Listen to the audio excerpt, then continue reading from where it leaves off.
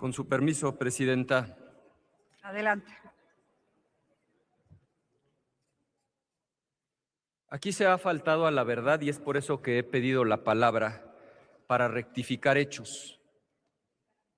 El problema de los desaparecidos en México es una crisis real, brutal, que se ha agravado, que se ha exacerbado durante los gobiernos de Morena. Por supuesto que había desapariciones en el pasado.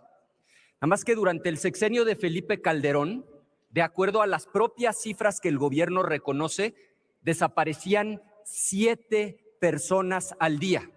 7 al día. En este sexenio de Morena hemos rebasado las 40 personas desaparecidas por día. De ese tamaño es la crisis.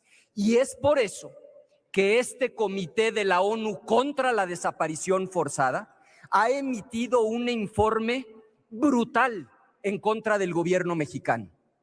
Y con una desfachatez que francamente raya en la esquizofrenia, nos vienen a decir que en el pasado había desaparición forzada, pero que hoy ya no existe. Que lo que hoy hay son desaparecidos a manos del crimen organizado, pero que ningún servidor público, desde que llegó Morena al gobierno, participa en estas desapariciones. A ver para cuántos ejemplos me da el tiempo que me queda. Martín Trinidad Martínez, Esteban Heriberto Galas, policías de Morena, vinculados a proceso, ¿por qué delito? Desaparición forzada. Irán Sinué Figueroa, Manuel Alberto Castro, Isaac Sergio Ortiz, policías del gobierno de Morena, vinculados a proceso, ¿por qué delito? Desaparición forzada. Pero ya no existen las desapariciones forzadas. Eusebio F., Jorge D., Rosendo B., policías de Morena, vinculados a proceso, ¿por qué delito? Desaparición forzada, pero ya no existe la desaparición forzada en el país. Iván N., Carmen N., policías de Morena, vinculados por desaparición forzada. 13 policías estatales de Veracruz, vinculados a proceso por desaparición forzada. 320 policías investigados por el delito de desaparición forzada. Pero lo más grave es lo que señala el propio comité. Por cada persona denunciada hay cuando menos 9 que no son denunciados. Es decir, detrás de esta lista de cientos de policías que durante el gobierno de Morena han participado en la desaparición de personas, hay miles de funcionarios. Y lo que el propio comité señala es que hay además aquiescencia. Saquen el diccionario, tolerancia, negligencia. No es posible que en un país desaparezcan 40 personas al día si no hay cuando menos tolerancia y negligencia de las autoridades y en muchos casos participación activa de funcionarios públicos.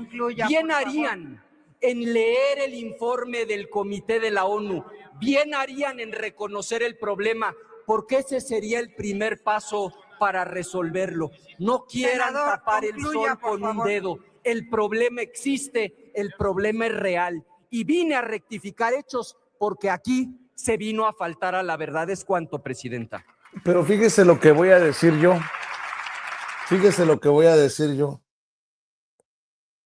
Este sinvergüenza de Ricardo Anaya fue a rectificar hechos de hechos que no correspondían al tema que se estaba discutiendo en el Senado, que era la ratificación de Roberto Velasco. Pero viene la cara dura de Ricardo Anaya. Dice, según los propios datos que tiene el gobierno, y hace la comparación entre los desaparecidos en tiempos de Calderón y los desaparecidos hoy. A ver, ¿usted cree que con Genaro García Luna como cabeza de los secuestros, desapariciones, nexos con el narco. ¿Se llevaba un conteo real, preciso, de las desapariciones cuando gobernaba el PAN? Pues no, hombre, dejémonos de pendejadas.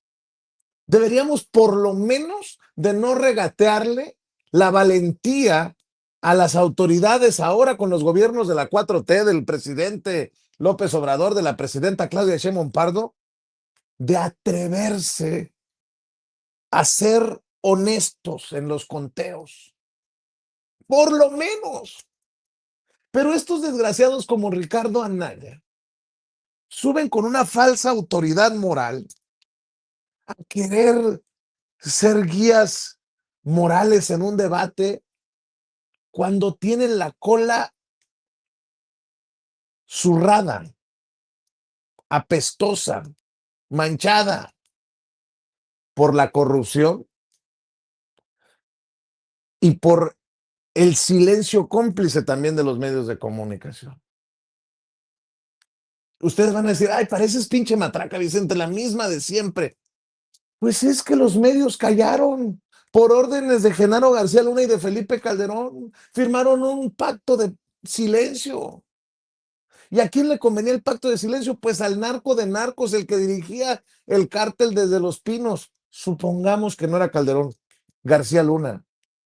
¿Usted cree, en su sano juicio, que se llevaba un conteo real de los desaparecidos cuando el capo de capos era el secretario de Seguridad? Carambas, dejémonos de hacernos pendejos. Y antes de ir con el maestro Paco Cruz, quiero rescatar, porque después de esto que escuchó de Ricardo Anaya, se fueron a la votación. De hecho, debo de decir que ahí le falló, se le salió del guacal el, el hilo conductor a Laura Itzel Castillo, la presidenta de la mesa directiva, porque se salieron del tema, ¿no? Empezaron a hablar de esto del comité de desapariciones forzadas, cuando el tema era sí o no y por qué la ratificación de Roberto Velasco como canciller. Pero bueno, ya después se dio la votación, se confirma, eh, si recuerdo bien, 81 votos a favor, 30 en contra, los votos del PRI y del PAN en contra. Después se toma protesta a Roberto Velasco en una ceremonia protocolaria. Y después Roberto Velasco, acompañado de Alejandro Murat, quien es el presidente de la Comisión de Relaciones Exteriores del Senado, da una conferencia de prensa.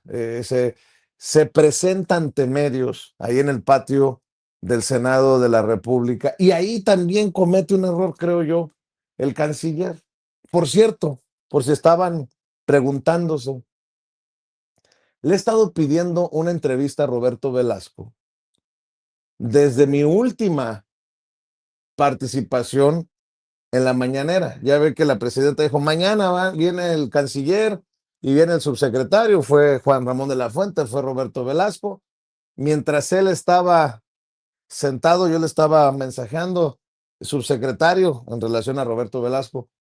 Yo creo que nos merecemos ya en Sin Censura una entrevista frente a frente, cara a cara con el canciller, y si no es con el canciller, con usted. Bueno, pues en estos días le he estado insistiendo con la entrevista, sobre todo ayer le dije, si no es ahora, ¿cuándo? Porque además hay que decirlo, otro error que yo considero, le da la exclusiva a Radio Fórmula, le da la exclusiva a Javier Risco en Radio Fórmula. Dices tú, no, pues, híjole. Y luego más tarde en Milenio, y parece que uno anda pidiendo limosna como comunicador, disque, ¿no? Palero, arrastrado, chayotero de la 4T. Pues aquí sería la confirmación de que toda esa bola de pendejos que nos dicen paleros, vendidos, neochayoteros, pues no existe, porque si así fuera, pues nos dieran las exclusivas a nosotros y nosotros andamos como rogando para que nos hagan caso. No, pues por eso le digo, sostengo que es un error y ayer yo sé que le cae mal a un sector de la 4T, a un sector de la transformación que diga que hay gente de la 4T que sigue sin entender la guerra. Menosprecian a periodistas, medios independientes y alternativos y prefieren darle prioridad y las exclusivas a medios en los que golpetean casi a diario a la presidenta Claudia Sheinbaum. Y puse en redes, estoy seguro que voy a incomodar a más de uno, pero se tenía que decir y se dijo ni pedo. Y lo voy a decir yo. Acepto que vengan otra vez con las madrizas desde la oposición, desde el interior, fuego amigo, me vale madres. Lo tengo que decir. Y ya me prometió, no sé para cuándo, me dice el canciller que ya giró instrucciones para que nos encuentren un tiempo para sin censura. Pues ojalá que no sea como la canción de Juan Gabriel, ¿no? Será mañana, pasado mañana. Era de Juan Gabriel esa, ¿no? El lunes o el martes, será cualquier día. Pues ahora, es ahora. Era para ayer, es más, la entrevista. Si nos han reconocido por entenderle un poquito al tema de consulados, si hemos estado chingue y chingue, perdón por la expresión, con nuestros planteamientos sobre la cacería en contra de nuestra gente, que ha resultado como la hemos planteado desde el primer planteamiento que le hicimos a la presidenta de, oiga, los encapuchados de ICE, no, pues no tenemos registro, pues que le digan cómo está el pedo, el canciller, hoy ex canciller Juan Ramón de la Fuente. El tiempo nos ha dado la razón.